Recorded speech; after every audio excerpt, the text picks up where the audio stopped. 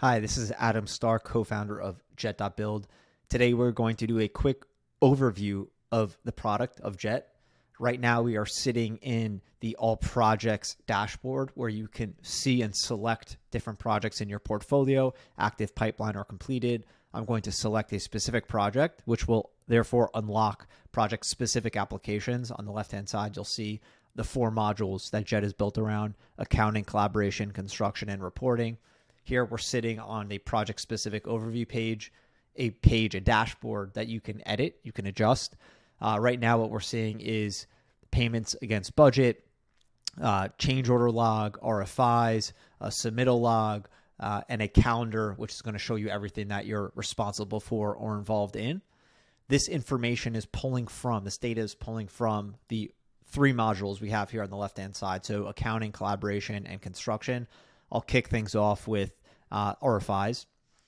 So our RFI process has a template similar to other action item dashboards on our product. On the top right, you'll see Add RFI. Here you'll have the ability to link drawing sheets, add your due date, add recipients by either group and or individual. This is pulling from our project directory. Add your title, throw in some predefined workflows, drag and drop a file, add that RFI, boom, email notifications are sent out to everyone involved, which unlocks the correspondence page where we're sitting right now. So this is a robust correspondence communication tool that exists for everything on the product. Right now, it's for this specific RFI number 11, where you get to manage your workflow, or you can have that automated with AI. You can see your initial files, have all of your back and forths across teams that are involved in this RFI, everything being time-stamped, unlimited drag and drop for files. The accepted final version is always going to be reflected on the bottom left for easy access and easy understanding of whatever has been finalized last.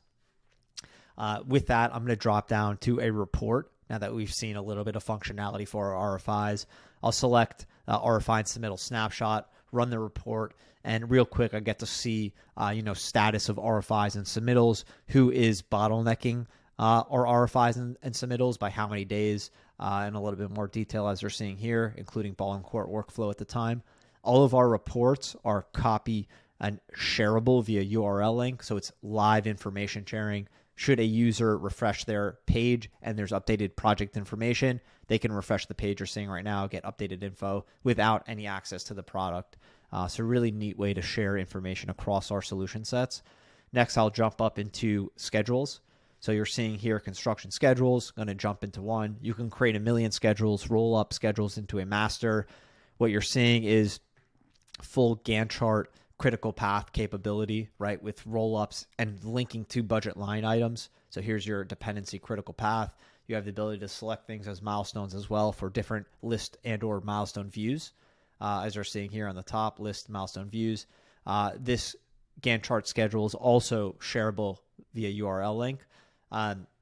Last but not least, on the schedule landing page, you're going to see the ability to overlay schedules, right? So what we have here is an example base versus actual, and you're seeing, where we're running over our schedule, where we're, actually doing better than what we previously had accounted for. And again, this is shareable via URL link to anyone external to the product. Next, I'll jump up into collaboration. I'm going to touch on our WBS module, so our work breakdown structure. Really neat functionality here where, it's really open format to however you want to create this kind of high level, basically planning for your project. As you are creating your WBS module and assigning action items as well as due dates, you can automatically produce a WBS Gantt chart accordingly. Those action items that you've created on the WBS module will automatically get populated into task management here in collaboration. So generic task management tool where you can understand, tasks you've assigned yourself, other teams, meeting minute task, WBS task. Generally speaking, same format as that RFI page we saw a moment ago. With that, I'll go ahead and jump into meeting minutes. So meeting minutes, you can assign automated frequencies to them, add users or individuals. This is pulling from project directory, which I'll touch on next. Once you add those meeting minutes, you'll then have access to start creating agendas, creating meeting minutes themselves. Within the minutes, within the agendas, you'll see it'll be automatically rolling. So it'll pull from your prior notes, show those notes accordingly as you're logging that agenda. And what you're also seeing here is this link action icon, which is the ability to create action items within your meeting minutes themselves, mark things as complete, toggle accordingly, and of course the external, the shareable format for agendas and minutes will look something like this, right? You have your topics and subtopics, all really easy to create, all really easy to share, and of course organize your project accordingly. Next, I'm going to jump up to directory so you can just have a quick understanding of adding users, right? So you can upload your directory via Excel. A lot of our information, a lot of our product has the ability to upload information via Excel, export, etc. So we try to be as flexible as possible with data. Now, when you're adding users here, you're seeing the first layer of permission control for external users that are specific to this project. So that's dissimilar from organization users. This is project-specific users where you have some preset permissions here on the left-hand side. You also have custom presets that you can create, and regardless, you can manually adjust this as you need. So this is on an individual basis. Where we also have peer-to-peer messaging, which unlocks that correspondence page that we saw before, specific to this peer-to-peer messaging. That said, under collaboration, we also have groups. And what that does is it allows you to add these users to specific groups, right? Companies, however you want to organize that, which also can be logged via our portfolio CRM. On the top left here, you'll see applications in CRM. So you can pull groups or individuals from your organization-wide CRM as well. Nonetheless, on a group level, you can adjust those permission controls as well, so you don't have to do it for every individual. That said, that is only one of the layers of permission controls that we offer. We also offer, read-only or assigned-only access, meaning if you've assigned someone a specific RFI, for example, they will only have access to what you've assigned them. Next is I just touched on permits, right? So permit management under collaboration. What this does is pretty self-explanatory, nonetheless, very powerful tool to allow you to log all of your permits in one central location, as well as automate reminders for expiration dates, right? So as you add your permit, add your expiration date, drag and drop that file, add whoever's responsible, right? Again, via the directory, drag and drop that file, expiration date, permit number.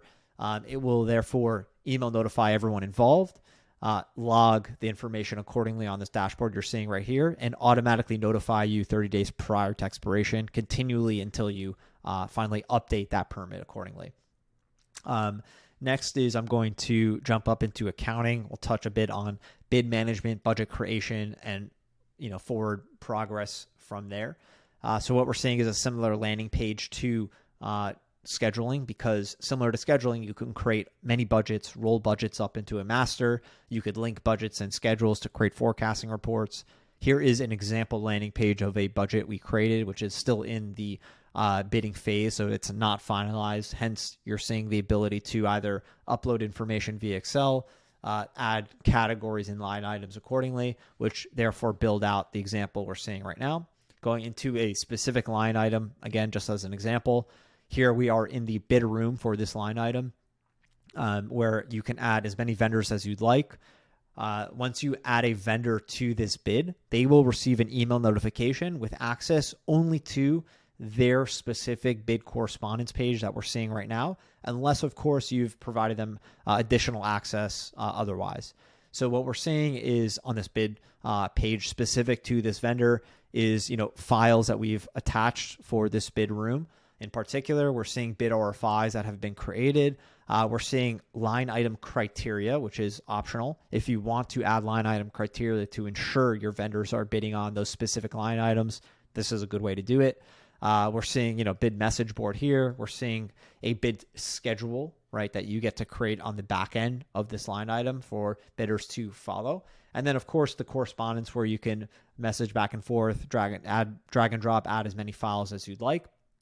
And kind of the back end to that is what you're seeing here, where bids will automatically be leveled for you if you would like to add leveling, right? You don't have to, but this is the way to add those leveling items where bidders get to bid on and automatically level for you. You're seeing that bid schedule, right, that we looked at on the bidder portal. Below that, you're going to see the message board that bidders will receive. You can drag and drop files for that as well. And last but not least, attaching drawing issues, right, for bidders to receive and bid on. So that will be the bid portal. Here you're seeing the ability to award a bid, right, which will alert bidders accordingly, as well as log that awarded amount on the contract. And then last but not least, the ability to link the awarded vendors, right, a contract because you've awarded them the bid, which then gets populated in contract management for you to manage their contract and invoicing accordingly. Going back to the budget, just to touch on how that populates. So you're seeing here budgeted amount versus contracted amount. So you get to log, if you'd like, what your budgeted amount is against whatever you've contracted, so that when you run a spent to date report, which can only be done for finalized budgets. So I'm going to go down to reporting. I'm going to go to budget report. I'll select a finalized budget like our project master. Only finalized budgets will get populated here because you can only run a report against a finalized budget. And what we're seeing is balance first completed, spending by period, budgets by breakdowns, and then you'll get to also track, right, if you're running that delta over or under per line item that you've created. Jumping back up to accounting, I'll touch real quick on change order management and invoice management. So they work in similar ways. Here you're seeing every budget we've created, as well as what has been finalized, so you can track it accordingly. Going into our project master as an example, I'll go into structural concrete, where what you're seeing here, right, is the budget amount and the build against, total outstanding, etc. So just high level details. Under reporting, we also have contracts report, which will dive into a little bit more details overall in terms of where you're standing on commitments versus paid. So here's the backend for invoice management, where you can allow vendors to upload their invoices for your approval workflow to therefore be managed, reject, ask questions, etc. Adding an invoice, you'll have the option to set that workflow, use predefined workflows if you'd like. For example, payment approvals, or you could adjust that manually as well. Once you do that, what you'll see is the ability, presuming this is an approved invoice, you'll see this link function. This allows you to link invoices to corresponding pay apps and corresponding contracts, so that you're logging what you've been approved, what you're paying against those functions through your project. Next, since we touched on pay apps, I'll go there. Pay apps will only reflect finalized budgets. As you're seeing here are 3 finalized examples. Jumping into the project master, for example, going to pay app 4. Here you're going to see it's following the same budget that you've locked in your finalized budget, so that you can't accidentally go over. The only way to go over budgeted amounts are if you have a contingency line item you reallocate, or if you have approved change order that you're logging against, you're linking against that corresponding line item. Here you're seeing an example of a linked application. So I selected that. This is, for example, that structural trades pay app, where they would be logging, whatever is relevant for them in that pay period. You would then have the ability to, reject, ask questions, approve, link it to yours, and move forward accordingly. Each one of the vendors has the ability as well, going back to our pay app landing page as the master. Each vendor has the ability to log their liens for every single pay app, including the backup file, right, and amounts. And this is a lien waiver report where you get to track where all of your liens stand, as well as consolidate where all of those liens sit, where they live. Going down to this package button on pay app 4, what this is doing is in your 702, 703 format, it is logging all of the information of your budget that you've finalized, as well as all of the information of the trades that you've allowed access to their pay app portal, so they can request this payment period, as well as add the backup files, right? So I scroll down quickly on purpose to show you any approved change orders with corresponding backup files will be logged here. Any contingencies and reallocations will get logged accordingly. Those lien waivers that we saw in that report, well, here's what they look like on a pay app basis. As well as any linked applications and the corresponding backup files. And then last but not least, any additional backup files that, trades want to add, that you want to add, etc. That's kind of an open format to log it accordingly. And then this pay app is also exportable via URL link, which includes all of those backup files, as well as Excel and PDF. So with that, I'm going to drop down to insurance management. Something neat that we're doing is linking COIs to pay apps so that you can't be, push in an application with an expired COI. Nonetheless, what you're seeing here is the ability to add, as many accounts as you'd like, assign responsibility per account, right? So you could assign your GC, your plumber, your electrician, whoever, access to their specific insurance package, as well as the ability to log the COIs with automated expiration reminders. With that, I'm going to drop down to collaboration and drawings. So here you can, add as many drawing sets as you'd like, which is essentially just labeling, right? Giving a title to that file format. I'm going to select structural as an example. Here's where you're going to add as many issues as you'd like within this structural set. For example, what we have here is a really neat overlay function. I'm selecting issued for bidding, issued for construction, overlaying those two files.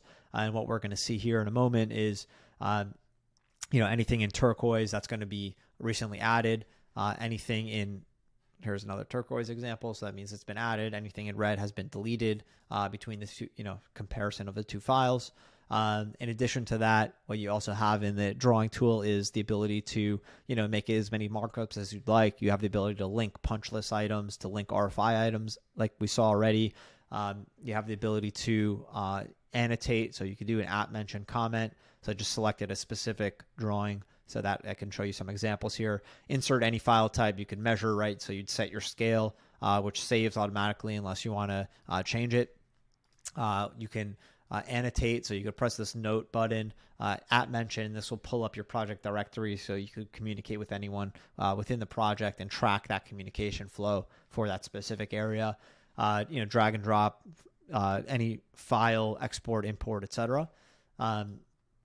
With that, the last but not least on the drawings tool, just generally speaking, you have the ability to select this view conforming set, which will consolidate all of those issues, right, by the issue date in a shareable format. Next, I'm going to touch on some just macro kind of accountability items. For example, on the top left here, you're going to see email reports. So this is going to do exactly what it sounds like. Send out daily, weekly, monthly email reporting according to what you selected, according to what projects you want these reports for, or all projects. Next is I'm going to select open items. So what this does is for an account admin, you get to see open items across all of your projects and all of your teams. You also get to refine that to ball in your court, so you could refine it to only what you are responsible for. So just a neat accountability tool. And, with that said, the tool is super robust, and I could go on for a long time about features. Would love to do that, one-to-one or in a group setting with your teams to hash out really functionality of these tools and permission controls and how each user gets to use the solution, use Jet. That said, you're seeing I've expanded our 4 modules where there are a dozen more solutions that we didn't touch on today. But I hope that this demonstration gave you a nice overview, a nice understanding of how our product operates. Thanks so much.